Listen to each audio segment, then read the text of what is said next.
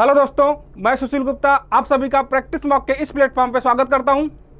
दोस्तों, जैसा कि हमने लास्ट वीडियो में डिस्कस करा था कि हम आपके लिए एक पीवाईक्यू सीरीज लेके आने वाले हैं, जिसमें हम लोग क्या करने वाले हैं कि हम लोग जितने भी अपकमिंग्स एग्जाम है, जितने भी जेईएन के अपकमिंग्स एग्जाम है, उन सारे एग्जाम्स का एक अच्छे क्वेश्चंस का एक पीवाईक्यू सीरीज लेके आने वाले हैं। तो दोस्तों, अपना जो पीवाईक्यू सीरीज रहने वाला है उसका हम एक जेई अभ्यास सीरीज के नाम से अपना ये सीरीज स्टार्ट करेंगे। ठीक है, तो जिसमें मैं आज आप लोग के सामने सबसे पहला सब्जेक्ट लेके आने वाला हूँ स्ट्रेंथ ऑफ मटेरियल यानी कि सोम। तो दोस्तों, ये सब्जेक्ट आपके सिविल और मैकेनिकल दोनों स्टूडेंट के लिए इंपॉर्टेंट आने वाला है। ठीक है दोस्तों, ठीक है। तो अब अगर मैं बात करते हैं क्वेश्चन की सीधे। ठीक है, तो दोस्तों ये रहा। ठीक है, तो हम ये क्या है ना, ये देखो, ये अपने एसएसटी 2019 में क्वेश्चन पूछा गया है। तो हम अपन यही करने वाले कि ये जितने भी एग्जाम्स हैं ना, इनके पीवाईक्यूज को इनके इंपॉर्टेंट पीवाईक्यूज को डिस्कस करेंगे। और डिस्कशन कुछ इस तरीके से चलेगा कि आपके जितने भी उससे रिलेटेड जितने भी और इन्फॉर्मेशन होंगे वो वहीं पे कंप्लीट हो जाए। ठीक है, तो अगर मैं बात करूँ पहले क्वेश्चन की। ठीक है, देख रहा, ये आपका पहला क्वेश्चन, जिसमें आपसे क्या बोला गया है कि the common characteristic of building material under stress और गिवन अंडर लिस्ट 1। ठीक है, तो लिस्ट वन में क्या दिया गया, कुछ बिल्डिंग मटेरियल्स की कुछ कॉमन प्रॉपर्टीज दी गई है। दूसरा क्या, and corresponding properties are given under list 2, और यहाँ पे प्रॉपर्टीज दिया गया है इसके regarding match the item under list 1 with those under list 2 using the codes in the list. ठीक है, तो देखो क्या है कि यहाँ पे कुछ प्रॉपर्टीज के नाम गिवन है और यहाँ पे उसका डिफिनीशन है। ठीक है, तो अपने को क्या करना है कि देखो, ये सारे प्रॉपर्टी क्या है, ये इलास्टिक मटेरियल प्रॉपर्टीज है, जिसमें एक है डक्टिलिटी, ठीक है, फिर ब्रिटलनेस है, उसके बाद टफनेस है, उसके बाद मैलिएबिलिटी है। ठीक है, तो हम क्या करने वाले, सबसे पहले हम ये ट्राई करेंगे कि सबसे पहले अपन ये समझ लें कि टोटल कितने इलास्टिक प्रॉपर्टीज हम लोग को पढ़ने होते हैं, और उसको हम यहीं पे एक साथ कवर करते हैं। ठीक है, तो देखना यहाँ पे, अगर मैं बात करूँ कि सबसे पहले बात करूँ डक्टिलिटी क्या होता है। ठीक है, तो अगर मैं डक्टिलिटी की बात करूँ तो ductility so properties of material which enable it to stretch और ड्रॉन इनटू थिन वायर्स और फिलामेंट्स विदाउट ब्रेकिंग। ठीक है, तो देखो क्या है, तो अगर हम बात करें कि अगर हम किसी भी मटेरियल को एक थिन वायर के फॉर्म में अगर हम ड्रॉ कर पा रहे हैं, ठीक है, एक थिन वायर के फॉर्म में अगर हम उसको ड्रॉ कर पा रहे हैं, स्ट्रेच कर पा रहे हैं, तो ये जो प्रॉपर्टी है मटेरियल की, जिसकी वजह से हम मटेरियल को एक थिन वायर के फॉर्म में ड्रॉ कर पा रहे हैं, खींच पा रहे हैं, तो ये जो प्रॉपर्टी, इस प्रॉपर्टी को हम डक्टिलिटी बोलते हैं। ठीक है, और दूसरी बात, अगर ये जो डक्टिलिटी, ये जो हम इस प्रॉपर्टी को स्ट्रेच कर रहे हैं, तो अब ये स्ट्रेच किस टाइप के फोर्स की वजह से आ रहा है। ठीक है, हम ये देखेंगे। तो अगर आप देखोगे ना कि ductile material can undergo significant deformation under the tension without fracturing. सबसे इंपॉर्टेंट है अंडर द टेंशन, मतलब अगर हम ये बात करें कि अगर हमको किसी भी मटेरियल को वायर के फॉर्म में स्ट्रेच करना है, तो बट ऑब्वियस है कि हम उस पर कंप्रेशन लगा के उसको स्ट्रेच नहीं कर सकते हैं। इसका मतलब है कि जो हमको डिफॉर्मेशन, मतलब डक्टिलिटी में जो डिफॉर्मेशन देखने को मिली है, वो बट केवल और केवल किसकी वजह से आएगी, वो केवल होकर टेंशन की वजह से आएगी। ठीक है, तो अगर मैं बोलूँ कि तो किसकी वजह से आएगी, ये आएगी आपका टेंशन की वजह से। ठीक है, तो अगर हम किसी भी मटेरियल, अगर मैं बात बोलूँ यहाँ पे, ठीक है, तो अगर हम इस मटेरियल पे अगर हम एक लोड P लगा रहे हैं, ठीक है, अगर हम इस मटेरियल पे एक लोड P लगा रहे हैं, ठीक है, तो अब ये देखो P कौन सा लोड होगा, ये टेंसाइल लोड होगा। हमेशा अगर डक्टिलिटी डिफाइन करना है तो यहाँ पे टेंशन ही लगना पड़ेगा, क्योंकि टेंशन की वजह से ही ये स्ट्रेचिंग पॉसिबल है। तो अगर हम इस मटेरियल पे एक लोड लगा रहे हैं, कितना P, तो इसकी वजह से यहाँ पे जो आपको डिफॉर्मेशन देखने को मिलेगा, इस डिफॉर्मेशन को होगा क्या, इस देखो, अगर यहाँ पे ये लेंथ मान लेते हैं L, ठीक है, ये लेंथ L और ये लेंथ कितना है, डेल्टा L। ये जो डेल्टा L का डिफॉर्मेशन देखने को मिल रहा है, ये टेंसाइल लोड की वजह से, इसकी वजह से क्या होगा, इसका कुछ थिकनेस कम होगा। ठीक है, इसका जो थिकनेस है, ये थिकनेस कुछ कम होगा। तो हो क्या रहा है कि हम इस मटेरियल को और ज़्यादा थिन कर रहे हैं और इसके लेंथ को बढ़ा पा रहे हैं। तो ये जो प्रॉपर्टी निकल के आती है, ये प्रॉपर्टी होती है डक्टिलिटी की। ठीक है, अब इसके बाद हम बोलते देखो, तो आप ये बताओ कि यहाँ से एक क्वेश्चन ये निकल के आता है कि सर आप ये बोल रहे हो कि आप उस मटेरियल को स्ट्रेच कर पा रहे हो, लेकिन कितना स्ट्रेच कर पा रहे हो, कितने स्ट्रेचिंग के बाद हम उस मटेरियल को डक्टाइल बोल देंगे। क्योंकि देखो डक्टिलिटी और ब्रिटलनेस ये इंडिपेंडेंट प्रॉपर्टी नहीं है, ये रिलेटिव प्रॉपर्टी। हम ये बोल सकते हैं कि हाँ ये बेसिकली हम कंपैरिजन कर सकते हैं कि ये मटेरियल इससे ज़्यादा कौन ज़्यादा डक्टाइल है, कौन ज़्यादा ब्रिटलनेस है। बट जब हमको ये बोलना पड़ जाए कि बताओ ये मटेरियल डक्टाइल मटेरियल है या ब्रिटल मटेरियल है, तो उसके लिए यहाँ पे एक टर्म डिफाइन किया गया है, उसके लिए एक टर्म डिफाइन किया गया पोस्ट इलास्टिक स्ट्रेन। ठीक है, उसके लिए एक टर्म डिफाइन किया गया पोस्ट इलास्टिक स्ट्रेन।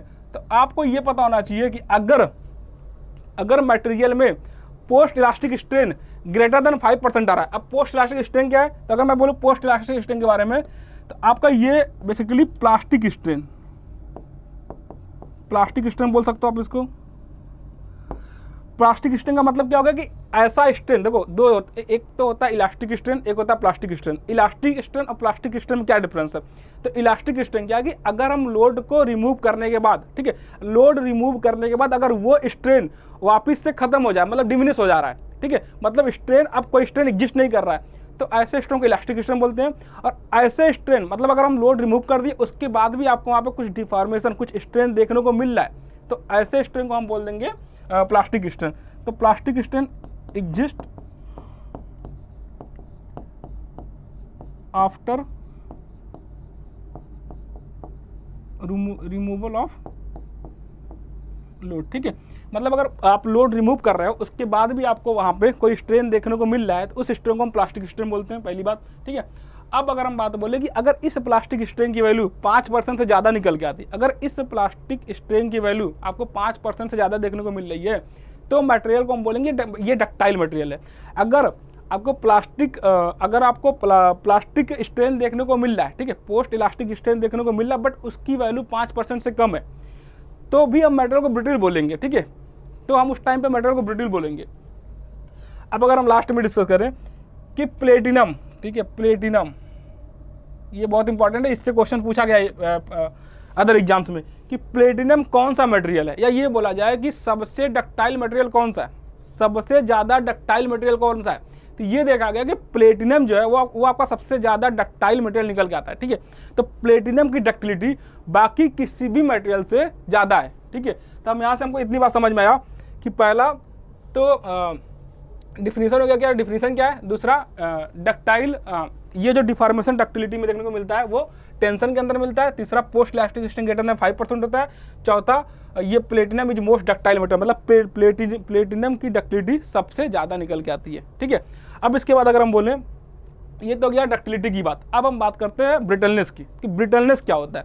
ठीक है, तो अभी हमने पीछे डिस्कस करा कि अगर पोस्ट इलास्टिक स्ट्रेन की वैल्यू ग्रेटर देन 5% है तो ऐसे मटेरियल को डक्टाइल बोलेंगे, और ऐसे मटेरियल जिसकी पोस्ट इलास्टिक स्ट्रेन की वैल्यू लेस देन 5% है तो ऐसे मटेरियल को हम क्या बोलेंगे, ब्रिटल मटेरियल बोलेंगे। अच्छा, ये देखो कि अगर post strain value less than 5% है तो इससे प्रॉब्लम क्या हो रहा है, ठीक है, या उससे आपको क्या देखने को मिलेगा। तो मैं अगर बोलूँ कि brittle material is one that fractures और ब्रेक्स विद लिटिल और नो प्लास्टिक डिफॉर्मेशन। ठीक है, ये ध्यान देने वाली बात है कि विद लिटिल और नो प्लास्टिक डिफॉर्मेशन।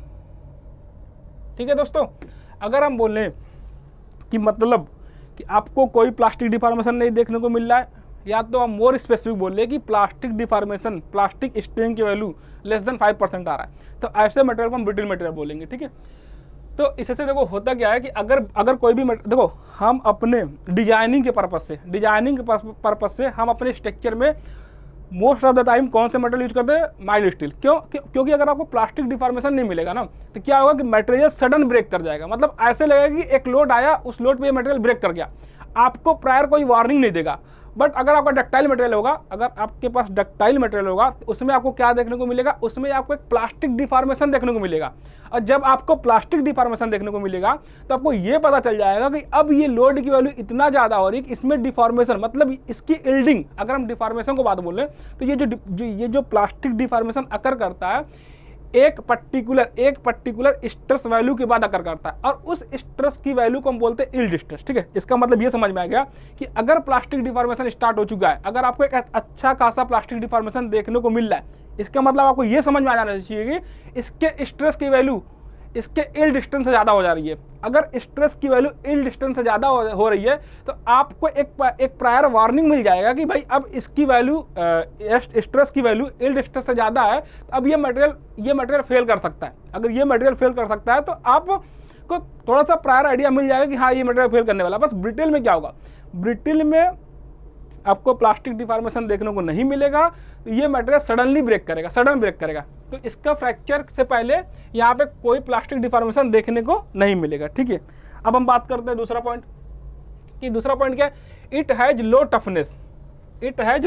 मतलब इसकी टफनेस की वैल्यू कम। टफनेस अभी हम आगे बात करें टफनेस होता क्या है। ठीक है, तो पहले तो हम ये एक बार मान लेते हैं कि ब्रिटल मटेरियल का टफनेस जो होता है वो कम निकल के आता है। ठीक है, तो it has low toughness and does not absorb much energy before failure. ठीक है, अब देखो ब्रिटल मटेरियल क्या होता है, ब्रिटल मटेरियल में जो एनर्जी स्टोर होती है बिफोर द फेलियर वो बहुत कम निकल के आती है।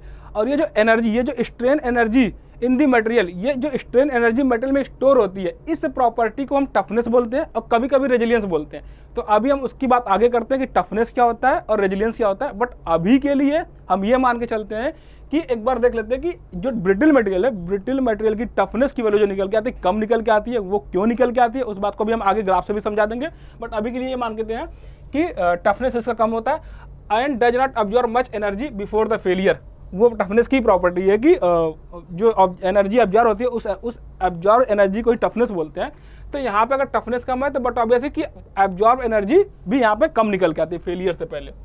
अगला point, brittle material fail suddenly without indication of yielding. ठीक है, ये आपको कोई प्रायर इंफॉर्मेशन नहीं देगा। ठीक है, तो विदाउट इंडिकेशन ऑफ यील्डिंग, यहाँ पे आपको ब्रेक होने से पहले कोई भी इंडिकेशन यील्डिंग मतलब यील्डिंग नहीं, आपको यील्डिंग देखने को नहीं मिलेगा। And post elastic strain is less than 5%, और आपको जो पोस्ट इलास्टिक स्ट्रेन की वैल्यू आपको कितना मिलेगा, लेस देन 5% देखने को मिलेगा। ठीक है, अगर ये वैल्यू ग्रेटर देन 5% हो जाएगा तो डक्टाइल मटेरियल। अगर हम आपको बोले कि अगर हम पहले एग्जाम्पल की बात करें तो आपके पास ये जो cast iron, high carbon steel, ठीक है, concrete, stone, glass and ceramic material, तो ये सारे मटेरियल, ये एग्जाम्पल्स है किसके, ब्रिटल मटेरियल के। तो आपके पास ये एग्जाम्पल्स जो ग्रे कास्ट आयरन है, हाई कार्बन स्टील है, कंक्रीट है, स्टोन है, ग्लास है और ये सेरेमिक मटेरियल्स है। ठीक है, ये ब्रिटल मटेरियल्स हैं। ठीक है, तो ये कौन सा मटेरियल, ब्रिटल मटेरियल है। तो आपके एग्जाम्पल हो गए ब्रिटल मटेरियल के। अब हम बात करें टंगस्टन की। यहाँ से एक बहुत बड़ी प्रॉपर्टी, एक बहुत ही अच्छी प्रॉपर्टी निकल के आएगी। ये पॉइंट बहुत ही इंपॉर्टेंट है। ठीक है, अगर ये देखो टंगस्टन की बात करें ना, ये प्रॉपर्टी ध्यान देना। पहले तो ये पढ़ते टंगस्टन क्या मतलब क्या हो रहा है टंगस्टन से। ठीक है, तो हम टंगस्टन की बात करें, ये आप यहाँ से एक बहुत ही इंपॉर्टेंट प्रॉपर्टी निकलती है कि पहले तो पढ़ लो, tungsten is brittle at room temperature. मतलब क्या कि टंगस्टन क्या है, रूम टेम्परेचर पे कैसा मटेरियल, ब्रिटल मटेरियल है, ब्रिटल एट रूम टेम्परेचर। ठीक है, and ductile at higher temperature. क्या समझ में आया कि जो टंगस्टन है ये रूम टेम्परेचर पे तो ब्रिटल मटेरियल है, बट अगर हम मटेरियल की टेम्परेचर को बढ़ा दें, ठीक है, अगर हम टेम्परेचर को बढ़ा दें तो यही टंगस्टन आपका डक्टाइल मटेरियल की तरह बिहेव करने लगता है। कैसा करता है, डक्टाइल मटेरियल की तरह बिहेव करता है। तो इससे, और ये बात कॉमन है सारे मटेरियल के लिए, अगर कोई भी मटेरियल, मतलब अगर हम ये बोले कि अगर हम ब्रिटल मटेरियल का टेम्परेचर बढ़ा दें, ठीक है, तो at higher temperature brittle material कैसे बिहेव करता है, ये बिहेव करता है डक्टाइल मटेरियल की तरह। ठीक है, तो अगर हम बोले यहाँ पे अगर हम बात करें एट हायर टेम्परेचर, ठीक है, ये बहुत ही important property, at higher temperature. ठीक है,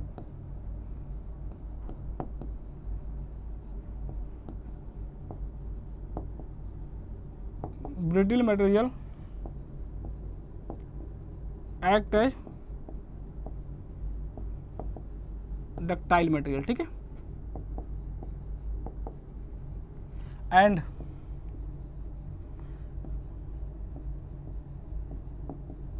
ductile material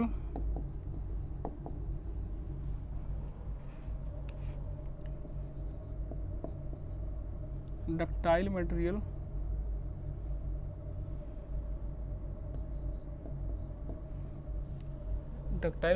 at low temperature act as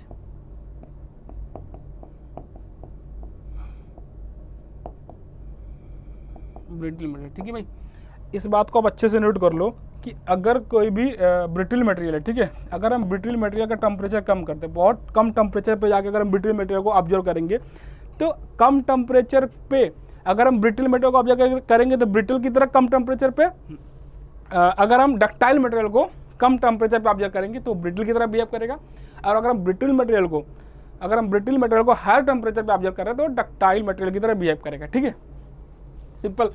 तो अब हम, ये हो गया ब्रिटलनेस। अब इसके बाद हम बात करते हैं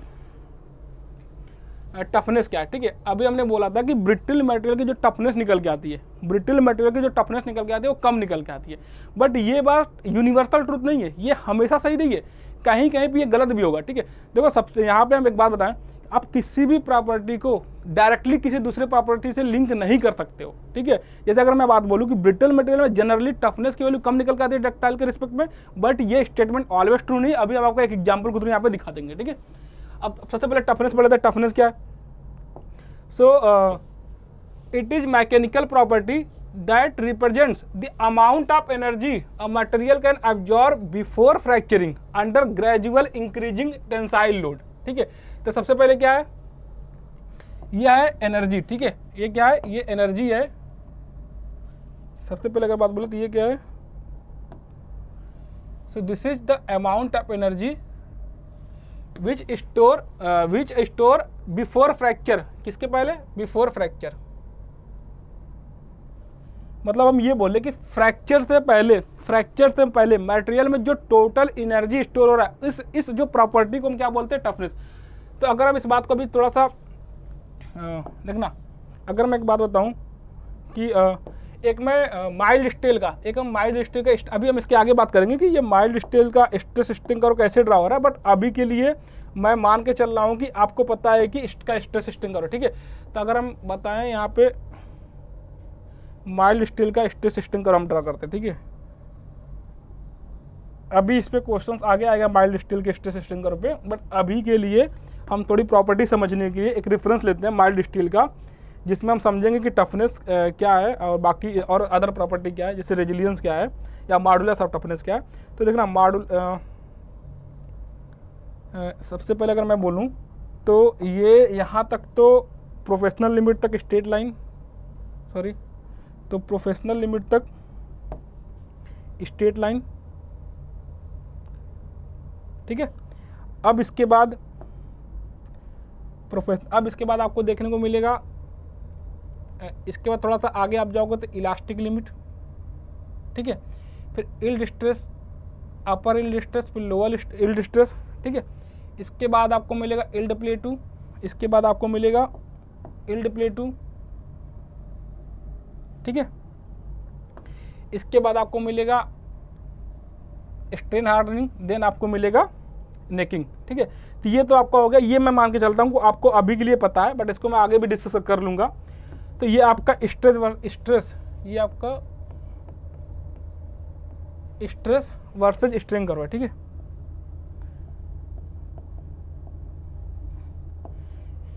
तो ये आपका है स्ट्रेस वर्सेज स्ट्रेन कर्व, किसका? माइल्ड स्टील के लिए। तो माइल्ड स्टील के लिए स्ट्रेस वर्सेज स्ट्रेन का कर्व ये है आपके पास। अब हम बात करते हैं टफनेस। ठीक है, देखना दो चीज, अगर ये या तो हम एक ही यहाँ पे बात करते हैं, या तो ये स्ट्रेस वर्सेज स्ट्रेन कर्व होगा, या तो ये,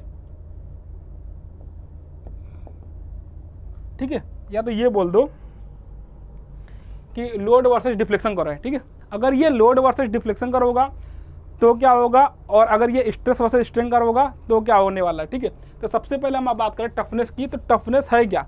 टफनेस है कि strain energy stored in the material up to the fracture point. मतलब किसी भी मटेरियल में जो स्ट्रेन एनर्जी स्टोर हो रही है किस पॉइंट तक? फ्रैक्चर पॉइंट तक। तो इस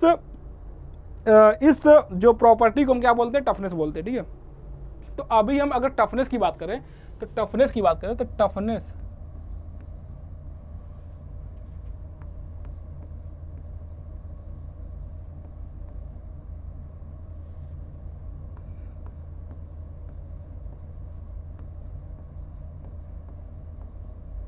ठीक है। टफनेस का ये टोटल स्ट्रेन एनर्जी क्या है, टोटल स्ट्रेन एनर्जी है, ठीक है, टोटल स्ट्रेन एनर्जी स्टोर्ड, ठीक है, अप टू फ्रैक्चर लिमिट या fracture point, up to fracture point, ठीक है। तो जब हम टोटल स्ट्रेन एनर्जी की बात करेंगे, इसका मतलब ये जो ग्राफ है वो अगर हम लोड वर्सेस डिफ्लेक्शन करो देखेंगे, अगर जब भी हम टोटल स्ट्रेन एनर्जी की बात करेंगे तो हम जो ग्राफ देखेंगे वो हम बात करेंगे लोड वर्सेस डिफ्लेक्शन कर्व की। तो ये जो लोड वर्सेस डिफ्लेक्शन कर्व का एरिया है up to the fracture point, ठीक है, ये जो total deflection total load versus deflection curve का जो टोटल एरिया है up to the fracture point, ये आपको ये आपको देता है क्या, ये आपको देता है टफनेस की वैल्यू, ठीक है। तो अगर हम टफनेस की बात करें तो ये जो आपको देगा यहां तक, ये फ्रैक्चर पॉइंट है,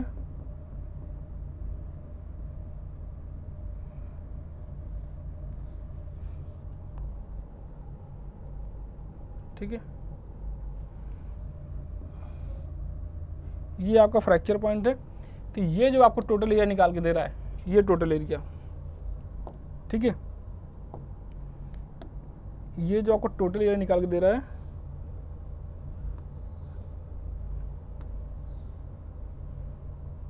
ठीक, ये टोटल एरिया आपका होगा टफनेस की वैल्यू, ठीक है,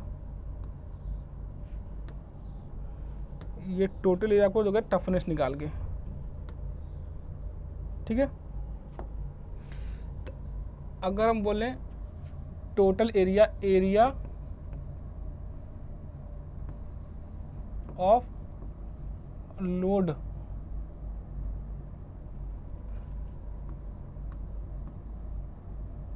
वर्सेस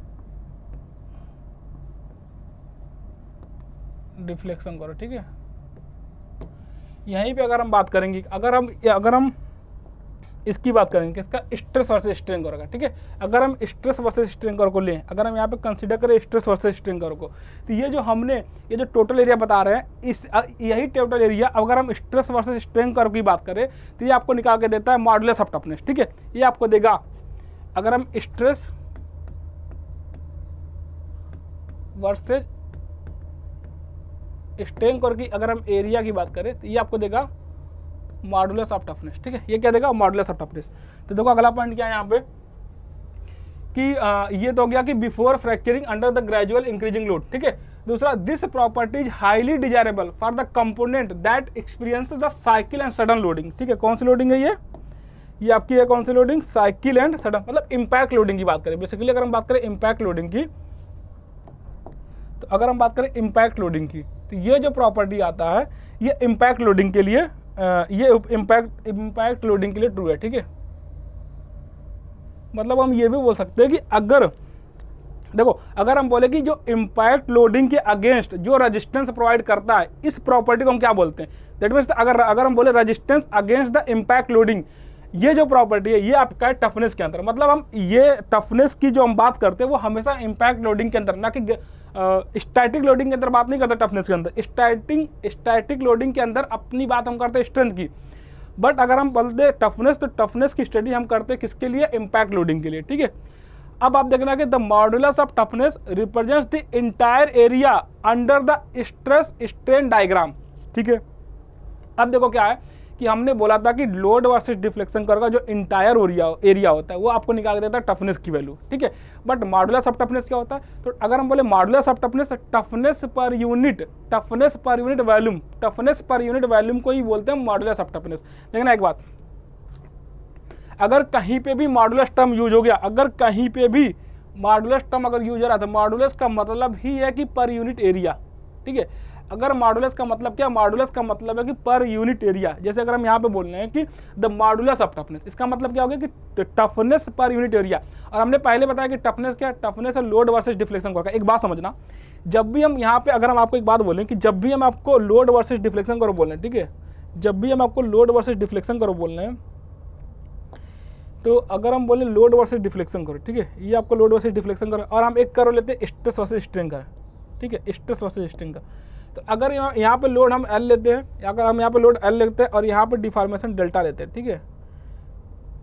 देखो दोनों के एरिया में डिफरेंस क्या निकल गया, अगर मैं ये समझाना चाह रहा हूँ आपको। अगर हम यहाँ पे स्ट्रेस लेते हैं और अगर हम यहाँ पे स्ट्रेन लेते हैं, ठीक है, देखो अगर यहाँ पे कोई भी ग्राफ होगा, अगर मैं बोलूँ यहाँ पे, मैं ये नहीं बोलता हूँ माइल्ड स्टील, कोई भी मटेरियल हो, अगर मान लो उसका कोई भी मान लो ये आपका है उसका लोड वर्सेस डिफॉर्मेशन कोण, तो इसका जो स्ट्रेस वर्सेस डिफॉर्मेशन कोण निकल के आएगा, ठीक है, इसका जो स्ट्रेस वर्सेस डिफॉर्मेशन कोण निकल के आएगा वो क्या होगा, उसमें ग्राफ का नेचर तो सेम होगा, बट ये जो एरिया निकल के आएगी ना, ये जो एरिया आपको देखने को मिल रहा है, इस एरिया की वैल्यू यहाँ पे ज़्यादा निकल के आएगी और यहाँ पे कम निकल के आएगी।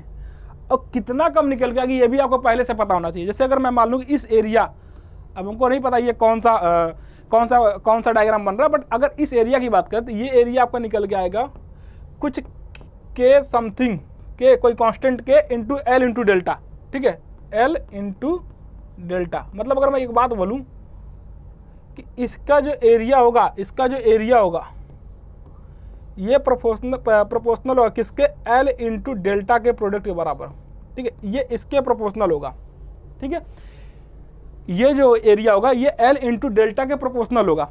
ये एल इंटू डेल्टा क्या है, अब इसकी बात करते हैं। दूसरी बात अगर हम इसके एरिया की बात करें, ये जो एरिया निकल के आएगा ये एरिया होगा क्या, ये अगेन के टाइम्स सिग्मा इंटू स्ट्रेन। मतलब इस एरिया की बात करें तो ये एरिया प्रोपोर्शनल होगा कितना, सिग्मा इंटू स्ट्रेन का जो प्रोडक्ट होगा। अब एक बात समझना, अगर हम इस सिग्मा को, ठीक है, अगर हम इस सिग्मा को लिख दे कितना, सिग्मा क्या होता है P इंटू ए, सिग्मा क्या होता है P इंटू ए, और स्ट्रेन क्या होता है डेल्टा एल अपॉन एल, ठीक है, डेल्टा एल अपॉन एल। तो जो ये जो ए निकल के आएगा ये ए किसके प्रोपोर्शनल होगा, P इंटू डेल्टा के अपॉन ए इंटू एल को हम वैल्यूम बोल सकते हैं, ए इंटू एल को हम वैल्यूम बोल सकते हैं। तो यहाँ से एक बात तो क्लियर हो गई कि अगर ये जो एरिया निकल के आया इस कर्व का, ठीक है, अगर हम इसको ए डैश बोल दें तो जो स्ट्रेस वर्सेस स्ट्रेन कर्व का जो एरिया निकला, इस एरिया, क्योंकि ये एरिया कितना था एल इंटू डेल्टा, एल नहीं, यहाँ पे आप पी लिखो, ठीक है, क्योंकि यहाँ पे आपका होगा, ठीक है, ये एल नहीं होगा ये पी होगा, पी इंटू डेल्टा, ठीक है, तो ये आपका हो जाएगा पी इंटू डेल्टा, ठीक है। तो अब देखोगे ये जो निकल गया ए डैश की वैल्यू ये इस P into delta upon V के बराबर होगा। इसका मतलब ये हो गया कि अगर टफनेस की वैल्यू जो है वो एरिया है किसका, लोड वर्सेस डिफ्लेक्शन करेगा, तो इसका मतलब हो गया कि मॉडुलस ऑफ टफनेस, ये किसका था, ये मॉडुलस ऑफ टफनेस का था, ये एक और किसका हो गया, फिर ये जो एरिया निकल के आया ये एरिया मॉडुलस ऑफ टफनेस हो जाएगा, ठीक है। तो आपको ये समझ में आ गया होगा कि मॉडुलस ऑफ टफनेस क्या है और टफनेस, मॉडुलस ऑफ टफनेस और टफनेस में क्या डिफरेंस ये आपको समझ में आया होगा। अब अगर हम बात करें कि रेजिलियंस क्या है, ठीक है, अगर हम बात करते हैं रेजिलियंस का कि रेजिलियंस क्या है, तो देखना यहाँ पे इसकी कि द मॉडुलस ऑफ रेजिलियंस, पहली बात अगर हम बोले मॉडुलस ऑफ रेजिलियंस क्या है, तो modulus of resilience correspond to the area enclose by the elastic region of the stress versus strain curve, ठीक है। तो यहाँ पे इंपॉर्टेंट क्या है, यहाँ पे इंपॉर्टेंट ये है कि modulus of resilience corresponding to the area enclose by the elastic region, ये इंपॉर्टेंट है, क्या लिखा जा रहा है, enclose by the elastic region of stress versus strain curve, ठीक है। फिर से सेम बात कि अब देखना यहाँ पे कि अगर मैं बोलूँ कि ये रेजिलियंस क्या है, ठीक है, अगर मैं बोलूँ रेजिलियंस क्या है, तो देखना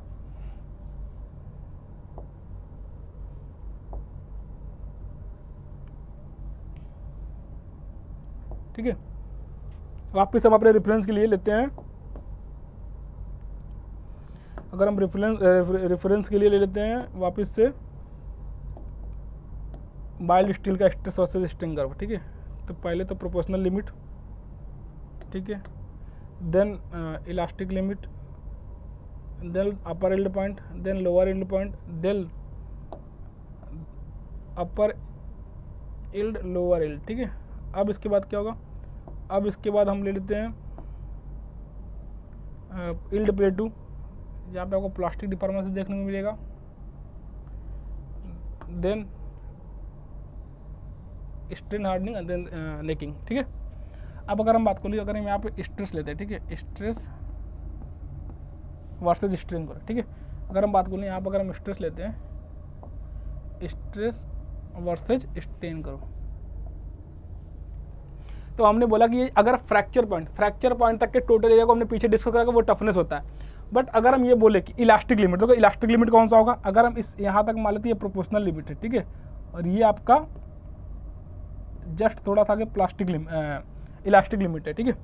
तो ये जो इलास्टिक लिमिट है, ठीक है, इलास्टिक लिमिट तक के जो एरिया आपका निकल के आएगा, ये जो स्ट्रेस वर्सेस स्ट्रेन का area up to the elastic limit, ठीक है, वो आपको देगा, वो क्या देगा आपको, रेजिलियंस देगा, ठीक है। इस एरिया को हम क्या बोलेंगे, तो ये एरिया आपका हो गया, ये जो एरिया निकल गया ये हो गया रेजिलियंस, ठीक है। और ये एनर्जी देखो, रेजिलियंस क्या है, ये जो रेजिलियंस है, ये जो स्ट्रेन एनर्जी है, ये strain energy after the removal of load ये डिसअपियर हो जाता है। मतलब ये क्या करता है कि ये एनर्जी इलास्टिक लिमिट के अंदर तक की जो एनर्जी है, इस एनर्जी को हम क्या बोलते हैं, इस एनर्जी को हम बोलते हैं रेजिलियंस। और ये रेजिलियंस की वैल्यू, ये जो एनर्जी है, ये एनर्जी डिसअपियर हो जाता है after the removal of load. मतलब अगर हम लोड को रिमूव करते हैं तो ये एनर्जी आपको डिसअपियर होते दिखेगी, ठीक है। दूसरी बात, it denotes the elastic energy that a material absorbs during loading and subsequently release when the load is remove. वही बात हो गया कि अगर हम लोड को रिमूव कर रहे हैं तो ये मटेरियल क्या होगा, ये एनर्जी क्या होगी, ये एनर्जी रिलीज हो जाएगी, ठीक है।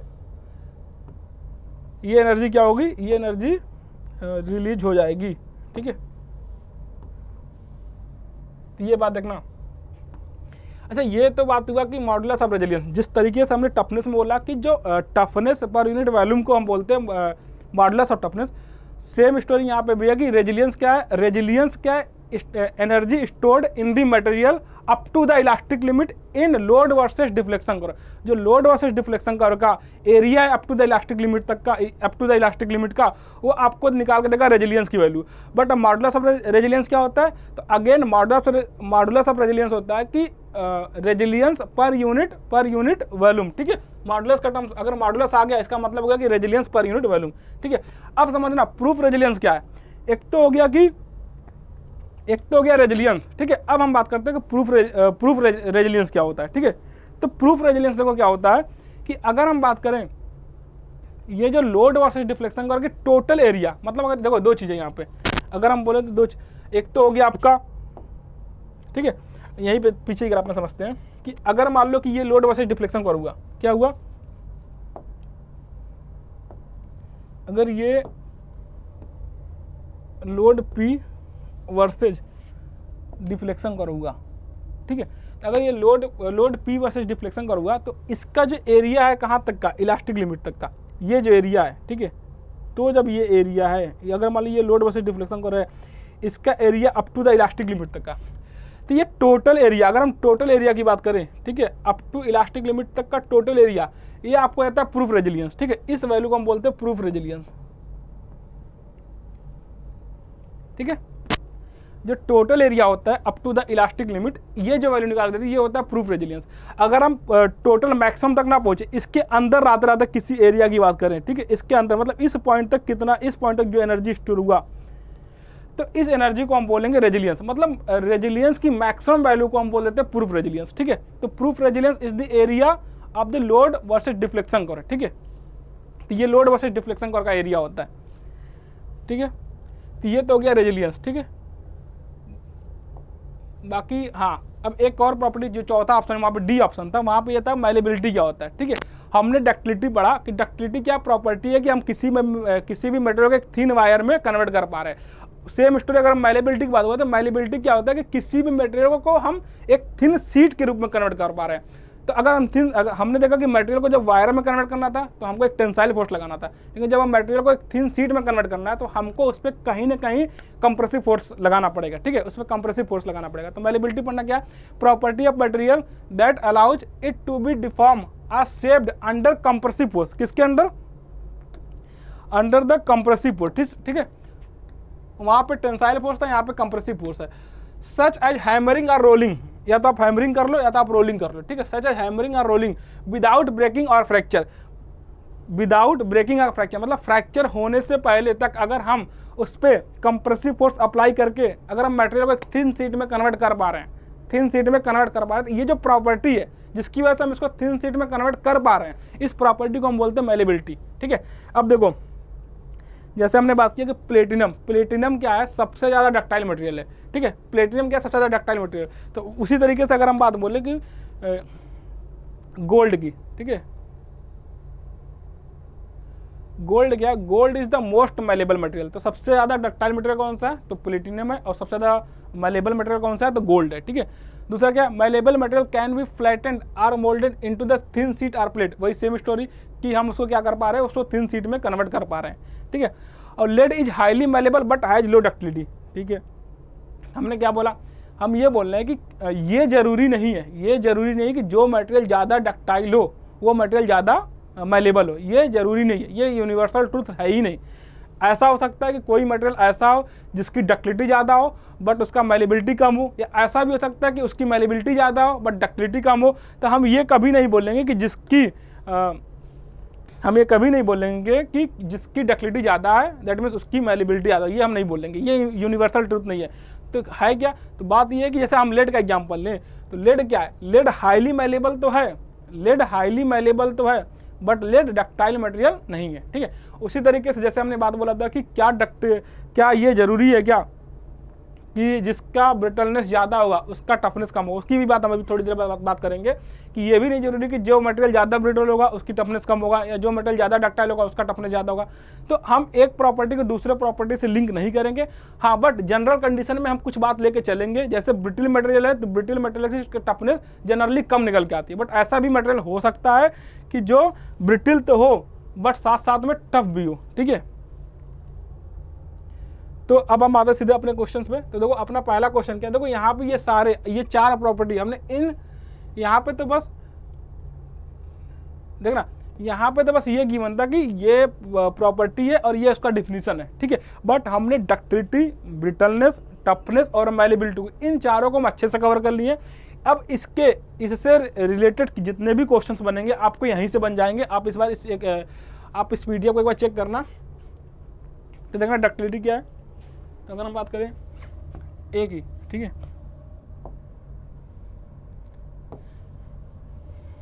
तो ठीक है, अगर हम ए का क्या हो जाएगा, डक्टिलिटी क्या है, तो अगर हम यहाँ पे देखें तो material fail suddenly without warning, ये तो हो गया ब्रिटलनेस। तो बी का हो गया 4, material can be drawn out into thin wire into wires without necking down, तो यही तो हो गया डक्टिलिटी। तो ए का हो गया 3। ठीक है, और सी क्या है, सी है टफनेस। तो material can withstand heavy shock load. ठीक है, material can withstand heavy shock load. तो हमने यही बात बोला था कि अगर कोई भी मटेरियल, ठीक है, टफनेस का क्या है कि टफनेस रजिस्ट करता किसी को, शॉक लोडिंग को या इम्पैक्ट लोडिंग को। ठीक है, तो सी का हो गया 1 और फिर डी का हो गया कौन सा बचा, कौन सा, डी का हो गया 2। तो आंसर हो गया 3 4 1 2। ठीक है, तो आपका आंसर हो गया ए पार्ट। ठीक है, देखो ऐसे ये देखने में तो मैं चाहता था इसको, ये क्या काम करता कि सीधे एक बार आपको ये पता होगा कि हाँ ये लाइन तो सबको पता है कि डक्टिलिटी क्या होती है, ब्रिटलनेस क्या होता है, टफनेस क्या होता है, मैलेबिलिटी क्या होता है, यहाँ पे डिफिनेशन दिया हुआ, आप सीधे मतलब सीधे आंसर टिक करके आगे बढ़ सकते हो। बट मेरा मानना है कि यहाँ पे इसकी सारी, जैसे मान लो कि प्लेटिनम का सबसे ज़्यादा डक्टाइल मटेरियल कौन सा है, सबसे ज़्यादा ब्रिटल मटेरियल कौन सा है, सबसे टफ मटेरियल कौन सा है, इन सारी बात का भी चर्चा यहीं पर करना जरूरी था। ठीक है, अब अगर हम बात करें दूसरे क्वेश्चन की, ठीक है, ये तो गया पहला क्वेश्चन।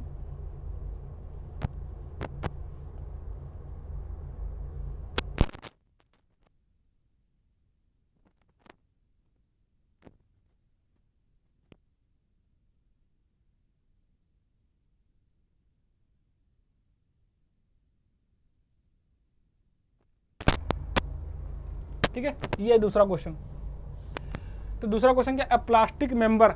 अब पूछा जाएगा कि प्लास्टिक मेंबर क्या है। ठीक है, प्लास्टिक मेंबर क्या है, तो ऑप्शन क्या है, अ plastic member does not regain it's original shape after removal of load producing deformation. ठीक है, ये क्या कर रहा है कि अपने वर्जिनल शेप को रिगेन नहीं कर पा रहा है after removal of load remove करने के बाद। ठीक है, दूसरा ऑप्शन क्या है, regain it's original shape after removal of load producing deformation. मतलब ये क्या कर पा रहा है, दूसरा ऑप्शन ये बोल रहा है कि अगर हम लोड को रिमूव कर रहे हैं तो ये अपने वर्जिनल शेप को रिगेन नहीं कर रहा है। ठीक है, अगर रिगेन नहीं कर रहा दैट मीन्स ये डिफॉर्मेशन प्रोड्यूस कर रहा है। ठीक है, तीसरा ऑप्शन क्या है, regain its original shape after removal of load producing deformation when heat is applied to it.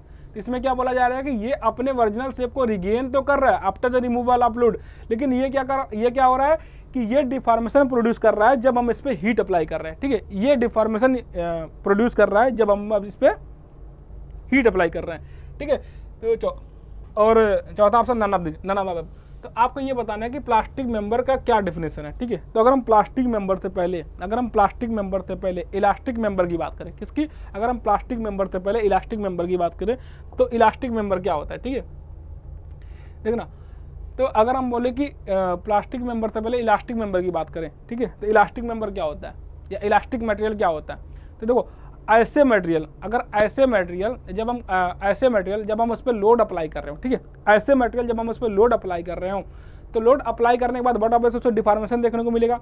But ये डिफॉर्मेशन क्या हो जाए, ये जब उस पर डिफॉर्मेशन देखने को मिलेगा तो उसका जो शेप और साइज भी चेंज होगा। ठीक है, तो बट हम इलास्टिसिटी, ये जो प्रॉपर्टी है इलास्टिसिटी का, कि इसकी वजह से क्या होगा कि अगर मटेरियल अपने लोड को रिमूव करने के बाद, अगर हम मटेरियल पर कोई लोड अप्लाई करें, ठीक है, उसमें डिफॉर्मेशन देखने को मिला, बट अगर हम लोड को रिमूव करने के बाद मटेरियल अपने ओरिजिनल शेप में वापस पहुंच जाए, मतलब वो अपने इनिशियल जो उसका शेप और साइज था वो उसी को वापस अटेंड कर ले जाए। ठीक है, तो ये जो प्रॉपर्टी मटेरियल की जिसकी वजह से ये अपने ओरिजिनल शेप को रिगेन कर पा रहा है, इस प्रॉपर्टी को हम बोलते हैं elasticity.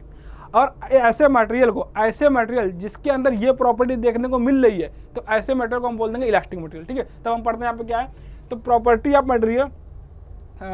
Of material to return its original shape. ठीक है, property of material to return its original shape after being deform by an external force before elastic limit. ठीक है, तो प्रॉपर्टी ऑफ मटेरियल की return to original shape after being deformation के बाद by an external force before elastic limit. ठीक है, एक चीज और ऐड कर लो यहाँ पे,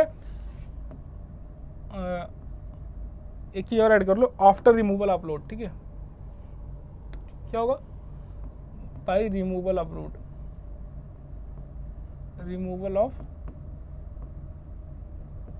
मतलब अगर हम मटेरियल पर से अगर लोड हटा ले तो वो क्या कर रहा है, अपने ओरिजिनल शेप को वापस रिगेन कर ले रहा है। तो ये जो प्रॉपर्टी है जिसकी वजह से ये अपने ओरिजिनल शेप को रिगेन कर पा रहा है, इस प्रॉपर्टी को हम बोलते हैं इलास्टिसिटी।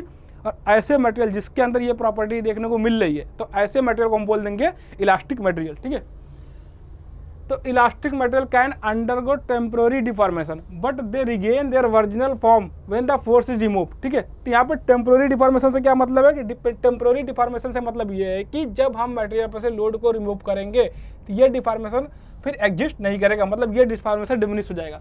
ठीक है, इसके बाद क्या है, elastic material can B linearly elastic और नॉन लीनियरली इलास्टिक। ठीक है, अब देखो, इलास्टिक मटेरियल लीनियरली भी हो सकता है, मतलब लीनियर वेरिएशन भी देखने को मिल सकता है, और इलास्टिक मटेरियल नॉन लीनियर भी हो सकता है। तो अगर हम बात बोल रहे हैं,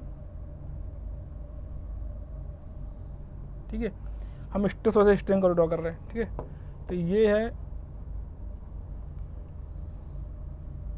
ठीक है, अगर हम बात बोल रहे तो एक तो ये हो सकता है कि,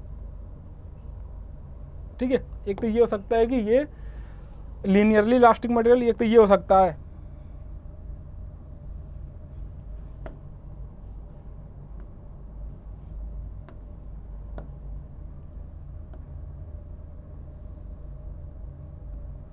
ठीक है, देखो, एक तो ये हो सकता है कि ये अगर मान लो ये स्ट्रेस वर्सेस स्ट्रेन कर रहा है, ये भी स्ट्रेस वर्सेस स्ट्रेन कर रहा है। ठीक है, होगा क्या, होगा ये कि जब हम इस पर लोड अप्लाई करेंगे, अगर हम लोड अप्लाई किए, ठीक है, लोड अप्लाई करने के बाद यहाँ पे हमको क्या मिल रहा है,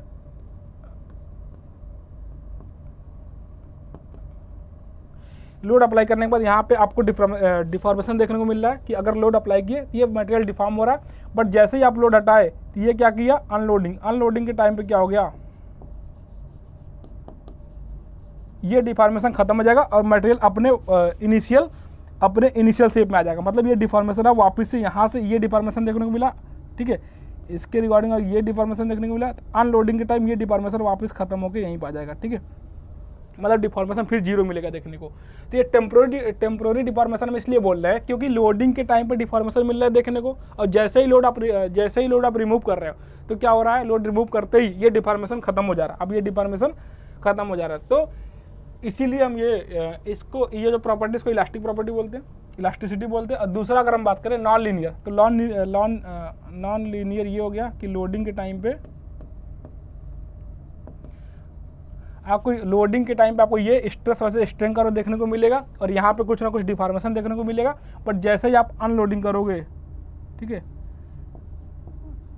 जैसे ही आप लोड रिमूव करोगे ये ओरिजिनल अपने इनिशियल शेप में पहुंच जाएगा, ठीक है। तो ये हो गया इलास्टिसिटी। तो अब प्लास्टिसिटी क्या है, अगला देख लो, ठीक है। तो प्लास्टिसिटी क्या है, plasticity is the property of material to undergo permanent deformation. वहाँ पे टेम्पोररी डिफॉर्मेशन था, यहाँ पे परमानेंट डिफॉर्मेशन है when subjected to external load, ठीक है। एक्सटर्नल लोड अप्लाई किए, ठीक है, लोड मटेरियल अपने ओरिजिनल शेप में नहीं आ पा रहा है, तो आपको प्लास्टिक डिफॉर्मेशन देखने को मिलेगा। और ये जो प्लास्टिक डिफॉर्मेशन है, ठीक है, ये जो प्लास्टिक डिफॉर्मेशन बोल दो, परमानेंट डिफॉर्मेशन बोल दो, ठीक है, ये जो परमानेंट डिफॉर्मेशन है, ये परमानेंट डिफॉर्मेशन मटेरियल की जिस प्रॉपर्टी की वजह से आ रही है उस प्रॉपर्टी को हम बोलते हैं प्लास्टिसिटी, और ऐसे मटेरियल को या ऐसे मेंबर्स को हम बोल देते हैं प्लास्टिक मेंबर, ठीक है। तो so plastic deformation occurs when a material is shaped और moulded and retain its new shape even after the force is remove. मतलब क्या हुआ, फोर्स रिमूव करने के बाद मटेरियल एक नए शेप को रिगेन कर लेता है। मतलब जो डिफॉर्मेशन आपको देखने को मिला था फोर्स अप्लाई करने के बाद, वह डिफॉर्मेशन आपको आफ्टर रिमूवल ऑफ फोर्स भी देखने को मिलेगा, ठीक है। तो ये हो गया प्लास्टिसिटी। तो प्लास्टिक मेंबर क्या हो गया, ये आपको समझ में आ गया होगा। तो अगर हम दूसरे क्वेश्चन पे अपने, so a plastic member does not regain its original shape after removal of load and producing deformation, ठीक है, after removal of load producing deformation. तो सही बात है, ये पहला ऑप्शन ही सही है आपका। तो आपका पहला ही ऑप्शन हो गया कि प्लास्टिक मेंबर क्या है, जो अपने ओरिजिनल शेप को रिगेन नहीं कर पा रहा। क्योंकि अगर ओरिजिनल शेप को रिगेन कर लेगा, तो उसको क्या बोलेंगे, इलास्टिक मेंबर, ठीक है। अब देखना अब अगला क्वेश्चन देखना, ठीक है। सो नेक्स्ट क्वेश्चन क्या है, the property by which a metal resist impact load. हमने अभी पीछे बात किया था इम्पैक्ट लोडिंग का, ठीक है। So the property by which a metal resist impact load, कौन सा लोड है ये, इम्पैक्ट लोड है। कौन सा लोड है, इम्पैक्ट लोड, ठीक है। तो अगर इम्पैक्ट लोड को रजिस्ट करने की जो प्रॉपर्टी है मटेरियल के अंदर, उसको हम क्या बोलते हैं, उसको हम बोलते हैं टफनेस। हमने पीछे भी डिस्कस किया कि टफनेस क्या होता है, resistance against the impact loading, ठीक है। टफनेस क्या है, resistance against the impact loading, ठीक है। ये तीसरा क्वेश्चन भी हो गया। देखना अब आपसे सारे क्वेश्चंस लग जाएंगे। अगर आपको ये पता नहीं इलास्टिक प्रॉपर्टी अगर एक बार आप ढंग से पढ़ लिए तो मेरा मानना है कि उससे रिलेटेड आप सारे क्वेश्चंस कर ले जाओगे, ठीक है। चौथा क्या है, if a material has identical elastic property in all direction it is said to be, ठीक है। अब एक नया टर्म आया कि ऐसे मटेरियल, ठीक है,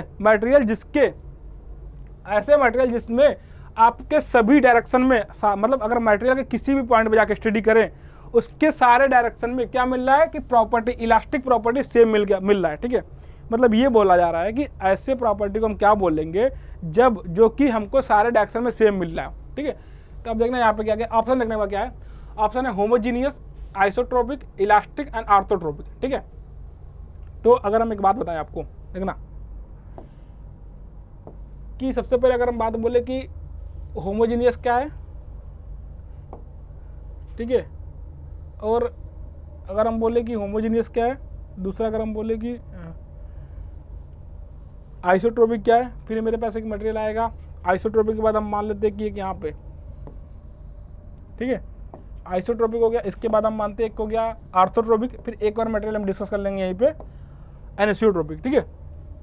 तो ये मैं मान के चलता हूँ कि पहला जो है, देखना अगर हम इसके यहाँ पे एक पॉइंट लेते हैं, ठीक है, यहाँ पे एक पॉइंट लेते हैं, यहाँ पे एक पॉइंट लेते हैं, यहाँ से आपको सारी बातें क्लियर हो जाएगी कि होमोजेनियस मटेरियल क्या है या आइसोट्रोपिक मटेरियल क्या है, फिर आर्थोट्रोपिक क्या है और एनिसोट्रोपिक क्या है, ठीक है।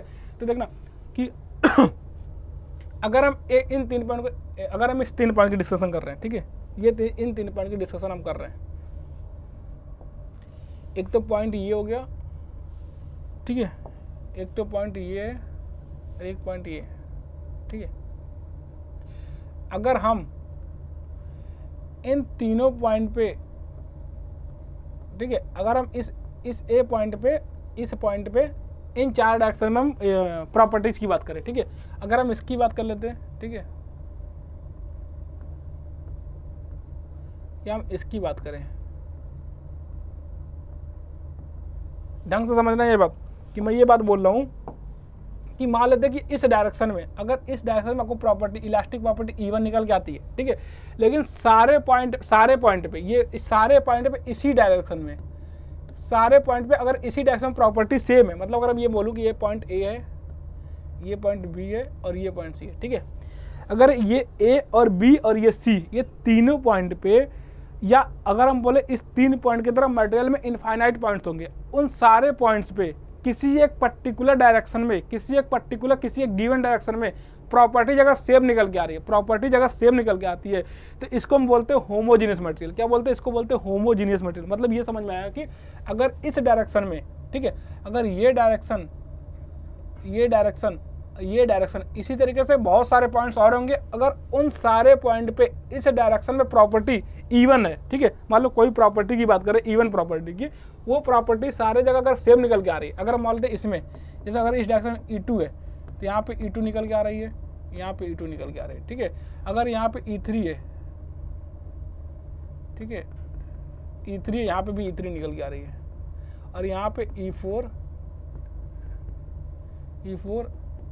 E4 निकल के आ रही है। मतलब ये हो गया कि सारे पॉइंट पे, each and every point in the material, आपको इलास्टिक प्रॉपर्टी सेम निकल के आ रही किसी एक फिक्स डायरेक्शन में। मतलब समझ में आ रहा है? किसी फिक्स डायरेक्शन में सारे पॉइंट पे प्रॉपर्टी सेम निकल के आ रही, ऐसे मटेरियल को बोलते हैं होमोजीनियस मटेरियल। क्या बोलेंगे? इसको बोलेंगे हम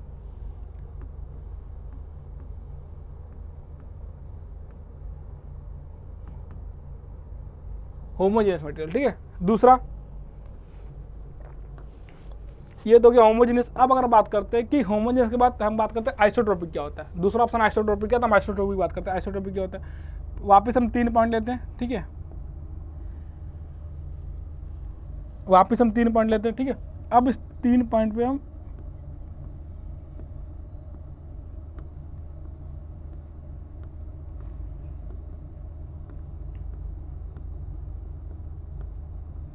अब और भी डायरेक्शन ले सकते हो, ठीक है, आप और भी डायरेक्शन ले सकते हो।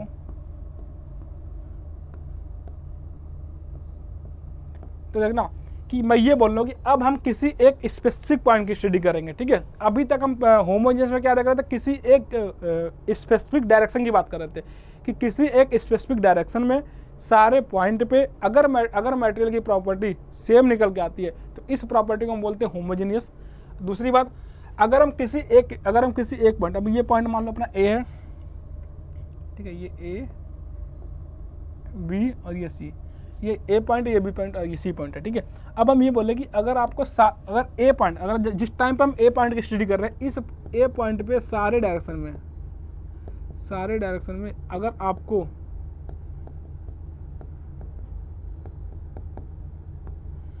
इन सारे डायरेक्शन में अगर आपको प्रॉपर्टी सेम मिल रही है, जैसे अगर मान लो यहाँ पे E1 है, ठीक है, वेट,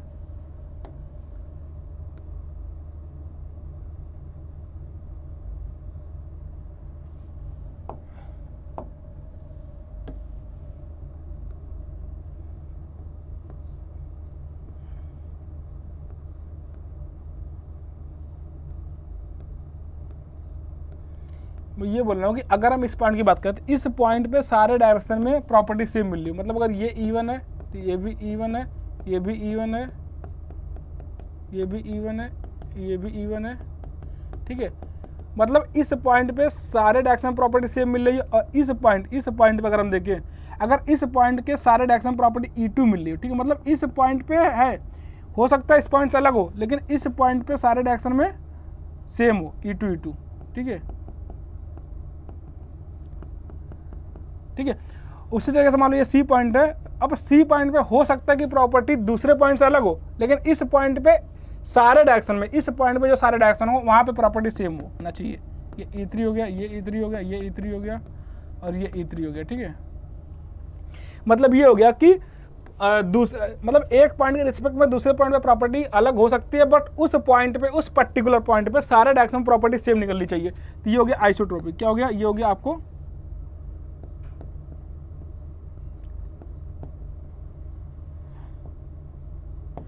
आइसोट्रोपिक मटेरियल। ठीक है, ये हो गया आइसोट्रोपिक मटेरियल। अब हम बात करते हैं कि आर्थोट्रोपिक क्या है। ठीक है, अगर हम बात करें आर्थोट्रोपिक की, तो देखना, अगर हम ये 3 पॉइंट वापस से कंसीडर करें, ठीक है, ये 3 पॉइंट वापस से कंसीडर करें, अगर हम इस 3 पॉइंट में, ये ए पॉइंट है, ये बी पॉइंट है, ये सी पॉइंट है, ठीक है, अब अगर हम इस 3 पॉइंट पे, इस किसी भी एक पॉइंट पे, ठीक है, अगर हम किसी भी एक पॉइंट पे, ये मान लो पॉइंट है, ठीक है,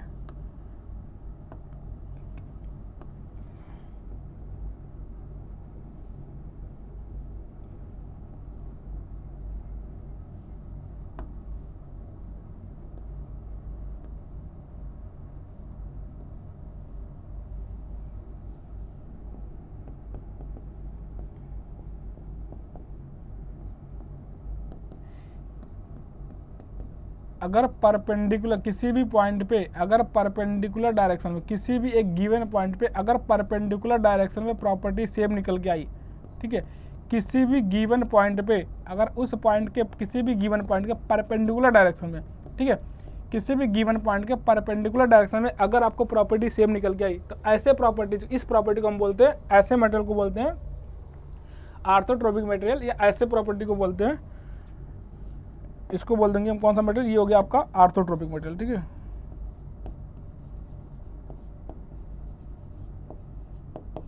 आर्थोट्रोपिक मटेरियल हो गया ये। अब लास्ट वाला बच रहा है। लास्ट में अपने पास क्या है? लास्ट में क्या है आपके पास?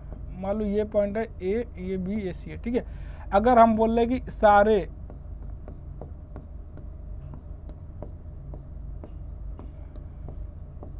अगर सारे डायरेक्शन में आपको प्रॉपर्टी अलग मिल रही है, ठीक है, जैसे मान लो कि इस पॉइंट के यहाँ पे E1 मिल रही है, यहाँ पे E2 मिल रही है, यहाँ पे E3 मिल रही है, यहाँ पे E4 मिल रही है, यहाँ पे E5 मिल रही है। ठीक है, सेम अगर यहाँ पे कुछ और मिल रहा है, E6, E7, E8, E9। ठीक है, मतलब अगर आपको सारे पॉइंट पे, अगर आपको सारे पॉइंट पे सारे डायरेक्शन में अगर आपको प्रॉपर्टीज अलग मिल रही है, तो ऐसे मटेरियल को हम बोलते हैं एनिसोट्रॉपिक मटेरियल।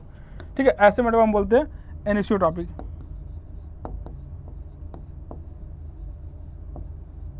ठीक है, ठीक है, तो अब आप देखना क्वेश्चन क्या, आपका क्वेश्चन ये है कि क्वेश्चन है कि if a material has identical elastic property, कौन सा? Identical elastic property in all direction, मतलब इन ऑल, सारे डायरेक्शन में प्रॉपर्टी क्या है? सेम है। तो ऐसे मटेरियल क्या बोलेंगे?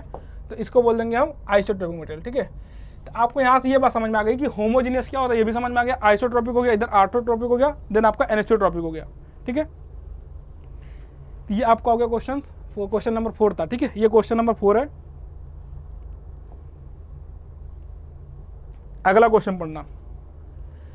देखो ये क्वेश्चन बहुत ही अच्छा है। ठीक है, इसमें लोग, मतलब इसमें स्टूडेंट गलती करते हैं, इसमें स्टूडेंट गलती करते हैं किसकी वजह से? ये पूछा क्या गया है, किसका पूछा गया, इसकी वजह से इसमें लोग गलती करते हैं इस ऑप्शन को देख के। ठीक है, रबर को देख के लोग गलती कर जाते हैं।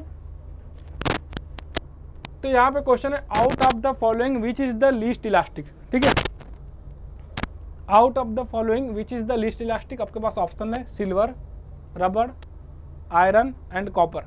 ठीक है, तो इसमें से, इन ऑप्शन से सबसे कम इलास्टिक मटेरियल कौन सा है? ठीक है, तो सबसे कम इलास्टिक मटेरियल कौन सा होगा? जिसकी इलास्टिसिटी सबसे कम होगी। सबसे कम इलास्टिक मटेरियल कौन सा होगा? जिसकी इलास्टिसिटी सबसे कम होगी। ठीक है, बात तो सही है। अब हमको सबसे पहले बात ये पता चल जाए कि इलास्टिसिटी हम मेजर कैसे करते हैं। इलास्टिसिटी होता क्या, ये आपको हमने पहले डिस्कस कर दिया कि इलास्टिसिटी क्या होता है। तो इलास्टिसिटी क्या? इलास्टिसिटी प्रॉपर्टी है मटेरियल का जो रिगेन हो जा रहा है after removal of load. So this is the property of material which regain after the removal of load. ठीक है, तो इलास्टिसिटी दिया हुआ। बट अब इलास्टिसिटी को मेजर कैसे करते हैं? ठीक है, और हम मटेरियल्स के बीच में कंपैरिजन कैसे करेंगे कि ये कौन सी मटेरियल ज़्यादा इलास्टिक है, कौन सा मटेरियल कम इलास्टिक है, इस चीज़ को हम यहाँ पे देखते हैं। ठीक है, तो सबसे पहले अगर मैं बात कर दूं कि इलास्टिसिटी को मेजर कैसे करते हैं, तो अपने पास एक टर्म्स है मॉडुलस ऑफ इलास्टिसिटी। आपने सुना भी होगा कि मॉडुलस ऑफ इलास्टिसिटी क्या है? मॉडुलस ऑफ इलास्टिसिटी यानी कि ई। ठीक है, तो हर मटेरियल का हर मटेरियल की एक वैल्यू होती है मॉडुलस ऑफ इलास्टिसिटी का, ठीक है। ये मॉडुलस ऑफ इलास्टिसिटी आपको बता देगा कि कौन सा मटेरियल ज़्यादा इलास्टिक है, मतलब जिसका मॉडुलस ऑफ इलास्टिसिटी ज़्यादा वो मटेरियल ज़्यादा इलास्टिक, और जिसका मॉडुलस ऑफ इलास्टिसिटी कम वो मटेरियल कम इलास्टिक, ठीक है। अब बात आती है मॉडुलस ऑफ इलास्टिसिटी, ये है क्या? तो ये क्या है? तो अगर हम बोले ये है क्या, तो इट इज स्लोप से ज़्यादा बेटर है, हाँ, it is slope of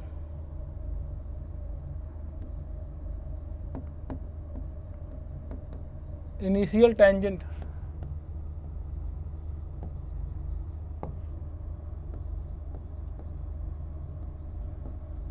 drawn at stress versus strain curve, ठीक है। तो यहाँ से एक बहुत अच्छी चीज़ निकल गया कि ये क्या, ये स्लोप है किसका, इनिशियल टेंजेंट का। अब इनिशियल टेंजेंट क्या होता है? इनिशियल टेंजेंट ये होता है कि जो आपका स्ट्रेस वर्सेस स्ट्रेन कर्व है, ठीक है, स्ट्रेस वर्सेस स्ट्रेन कर्व से कि अगर हम वर्जिन से पास करते हुए टेंजेंट ड्रॉ करें किस पे, उस कर्व पे, इस जो टेंजेंट का जो स्लोप होगा वही हमको क्या निकाल के देगा, वही हमको निकाल के देगा मॉडुलस ऑफ इलास्टिसिटी, ठीक है। तो अब आता है कि अगर हमको इन सारे मटेरियल का स्ट्रेस वर्सेस स्ट्रेन कर्व पता हो जाए, अगर इन सारे मटेरियल का स्ट्रेस वर्सेस स्ट्रेन कर्व पता हो जाए, तो हम वहाँ से हम आसानी से बता पाएंगे कि किसका स्लोप ज़्यादा है। उसके हिसाब से हम बता देंगे कौन सा ज़्यादा इलास्टिक है, कौन सा कम इलास्टिक होगा, जिसका स्लोप सबसे कम होगा, ठीक है। एक और बात अगर मैं यहाँ पे बोलूँ, एक तो पॉइंट ये हो गया आपका, दूसरा पॉइंट ये हो गया कि मॉडुलस, या तो हम उसका मॉडुलस ऑफ इलास्टिसिटी कम कर लें, या एक और हम बात बोल सकते हैं कि एट ए गिवन लोड, ठीक है,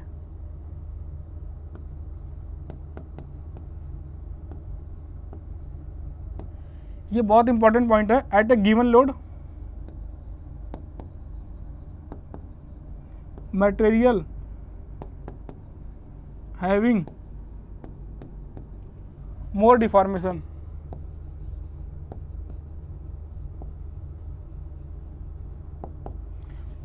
at a given load material having more deformation have more elasticity, having क्या है कि at a given load material having more deformation have less elasticity, ठीक है।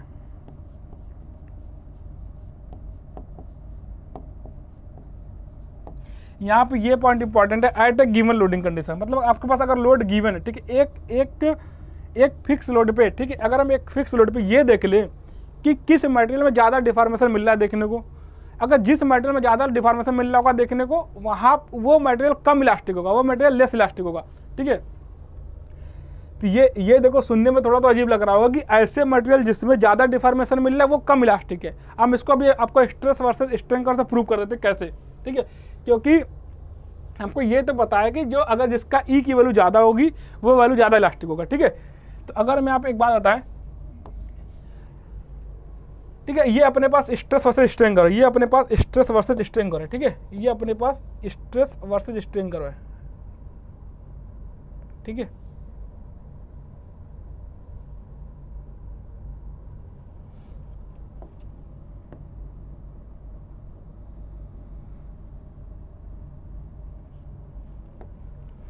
ये आपका स्ट्रेस वर्सेस स्ट्रेन कर्व है। इसमें आप देखोगे तो इसमें आपको क्या है कि ये आपके पास ग्राफ है किसके बीच का, एक तो रबड़ का ग्राफ है, एक कॉर्क का है। तो देखना यहाँ पे ये रबड़ का हो गया, ठीक है, ये आपका रबड़ हो गया, ये रबड़ है, ये देन कॉर्क हो गया, ये कंक्रीट है, ये फिर ये आपके पास माइल्ड स्टील है, aluminium, copper and cast iron, ठीक है। तो अगर मैं बात करूँ आपको कि अगर हम देखो स्लोप क्या, अगर हम इन सारे ग्राफ्स का स्लोप चेक कर लें, अगर हम इनका स्लोप चेक करें, ठीक है, अगर हम इनका स्लोप चेक करें तो यहाँ पे आपको देखने को मिलेगा रबड़ पे अगर हम टेंजेंट अगर इसके स्लोप पे टेंजेंट ड्रॉ करें और इसका स्लोप चेक करें, ठीक है, देन कॉर का स्लोप ये हो गया, कंक्रीट का ये है। इसके बाद अगर देखोगे तो ये स्लोप इसका है कॉपर का, ठीक है, ठीक है, ये एल्युमिनियम हो गया फिर इधर। तो इसका मतलब ये हो गया ना कि जिस मटेरियल की स्लोप ज़्यादा होगी, ठीक है, ये E1 बोल दें, ये E2 बोल देते हैं, E3 E4 5। सबसे पहले ये बता दूं, ये जो स्लोप है, ये स्लोप आपको क्या बता देगा, ये स्लोप हमको निकाल के देगा E की वैल्यू, ठीक है। और जिस मटेरियल की E की वैल्यू ज़्यादा, वो मटेरियल ज़्यादा इलास्टिक, ठीक है। इसका मतलब ये निकल के आ गया कि देखो सबसे ज़्यादा स्लोप हमको इस ग्राफ का मिल रहा है, इस ग्राफ का स्लोप हमको सबसे ज़्यादा मिल रहा है, मैक्सिमम स्लोप। इसका मतलब है ये जितने भी मटेरियल में मेंशन है, चाहे वो कास्ट आयरन हो, कापर हो, माइल्ड स्टील हो, एल्युमिनियम है, कंक्रीट है, कॉर्क है और रबड़ है, तो इन सारे में से सबसे ज़्यादा स्लोप किसका है, माइल्ड स्टील का। इसका मतलब सबसे इलास्टिक मटेरियल कौन सा हो गया, माइल्ड स्टील हो गया, ठीक है। ये तो बात क्लियर हो गया कि सबसे इलास्टिक मटेरियल कौन सा होगा, माइल्ड स्टील। दूसरा, अगर हम रबड़ का देखें, अगर हम रबड़ को देखें कि रबड़ का ये जो स्लोप है सबसे कम निकल के आता है, ठीक है। अगर रबड़ का हम स्ट्रेस वर्सेस स्ट्रेन का ड्रॉ करें, इनके रिस्पेक्ट में, इन सारे मटेरियल के रिस्पेक्ट में सबसे कम स्लोप किसका निकल के आता है, रबड़ का, ठीक है। सबसे कम स्लोप किसका निकल के आता है, रबड़ का। इसका मतलब हो गया कि रबड़ की मॉडुलस ऑफ इलास्टिसिटी, मतलब E की वैल्यू सबसे कम निकल के आती है। अगर रबड़ की E की वैल्यू सबसे कम निकल के आएगी, इसका क्या मतलब हुआ कि रबड़ सबसे कम इलास्टिक है, ठीक है। अगर रबड़ सबसे कम इलास्टिक है, दैट मीन्स रबड़ कैसा मटेरियल, प्लास्टिक मटेरियल बोल सकते हो, ठीक है। रबड़ इलास्टिक मटेरियल है ही नहीं, ठीक है।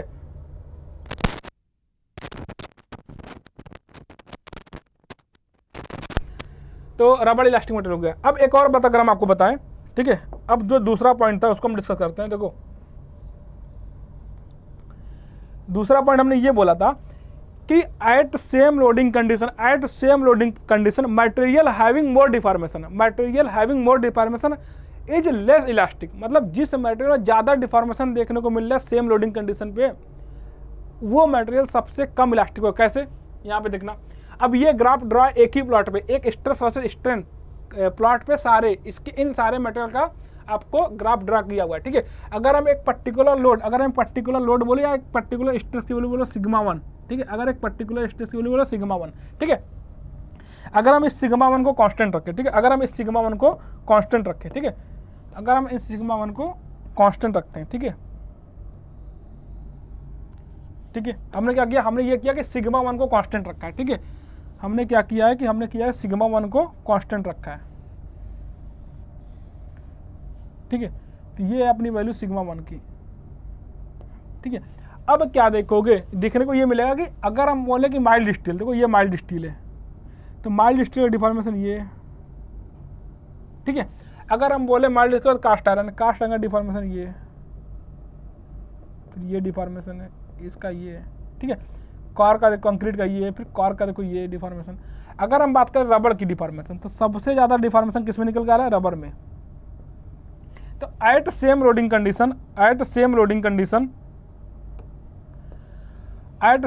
कंडीशन रबड़ हैज मैक्सिमम डिफॉर्मेशन, ठीक है। रबड़ हैज मैक्सिमम डिफॉर्मेशन, सो रबड़ विल भी क्या होगा, रबड़ विल भी लीस्ट इलास्टिक मटेरियल, ठीक है। तो इवन हम आपको बोलते हैं कि रबड़ की जो वैल्यू निकल गई। अब देखो अगर हम वैल्यू की बात करें ना, थोड़ा सा कंपेरिजन यहाँ से भी करना कि अगर हम बात करें स्टील की, ठीक है, अगर हम बात करें स्टील की, ठीक है, अगर हम बात करें स्टील की, तो स्टील के ई की वैल्यू निकल के आती है कितना, 2 इंटू 10⁵ का स्टील की वैल्यू हुई। कॉपर का कितना निकल के आता है, 1.1 इंटू 10⁵ तो स्टील से देखो कम निकल गया है कॉपर की वैल्यू, ठीक है। क्योंकि अगर आपने कॉपर का ग्राफ देखा होगा, स्टील से हल्का सा नीचे था, ठीक है। इसमें जो स्लोप देखने को मिला होगा कॉपर में, वो आपको माइल्ड स्टील से कम मिला होगा। एल्युमिनियम की वैल्यू चेक कर लो, कितना है, 0.7 इंटू 10⁵, ठीक है। टंगस्टन देखो, टंगस्टन की वैल्यू जो निकल के आती है, ये टंगस्टन की वैल्यू आपके माइल्ड स्टील से भी ज़्यादा। इसका मतलब अगर आपसे कंपैरिजन करवाया जाए, ये आप तो बार बार जानते हो कि माइल्ड स्टील ज़्यादा क्या है, माइल्ड स्टील ज़्यादा इलास्टिक मटेरियल है, आपने ये रट के रखा है। बट अगर हम कंपैरिजन कराएं माइल्ड स्टील से टंगस्टन के रिस्पेक्ट में, बताओ टंगस्टन ज़्यादा इलास्टिक है या माइल्ड स्टील ज़्यादा इलास्टिक है। तो आप देखोगे कि टंगस्टन की मॉडुलस ऑफ इलास्टिसिटी या इलास्टिक मॉडुलस की वैल्यू माइल्ड स्टील से ज़्यादा निकल के आती है। अगर इसकी वैल्यू माइल्ड स्टील से ज़्यादा है तो ये बहुत ऑब्वियस है कि टंगस्टन ज़्यादा इलास्टिक है रेदर देन माइल्ड स्टील का, ठीक है। ये टंगस्टन हो गया। अगर टिम्बर का देखो और कम है, देन कास्ट आयरन का देखो 1.7 इंटू 10⁵ है, स्टील से थोड़ा सा कम है बट कॉपर से ज़्यादा है। तो हम यहाँ से ये कंपेरिजन कर सकते हैं, बट यहाँ से ज़्यादा इंपॉर्टेंट है कि हमको ये वो ग्राफ पता होना, क्योंकि अगर वो ग्राफ का थोड़ा सा आइडिया होगा ना, अगर ग्राफ का थोड़ा सा आइडिया होगा कौन सा ग्राफ ऊपर है कौन सा ग्राफ नीचे है ना, तो आपको यहाँ से मतलब यहाँ से आप इजीली कंपेयर कर पाओगे, यहाँ से आप इजीली कंपेयर कर पाओगे, ठीक है। तो अगर हम आते हैं क्वेश्चन पे, तो क्वेश्चन अपना ये था, क्वेश्चन था अपना क्या, हाँ क्वेश्चन 5 नंबर ये था कि out of the following which is the least elastic, सबसे कम इलास्टिक कौन है, तो आपका आंसर कौन सा हो जाएगा, सो आपका आंसर हो जाएगा रबड़। तो रबड़ इज द लीस्ट इलास्टिक, ठीक है, तो रबड़ क्या हो जाएगा, लीस्ट इलास्टिक हो जाएगा, तो आपका आंसर हो जाएगा बी, ठीक है। सो आपका आंसर हो जाएगा बी, ऑप्शन सी हो जाएगा, ठीक है।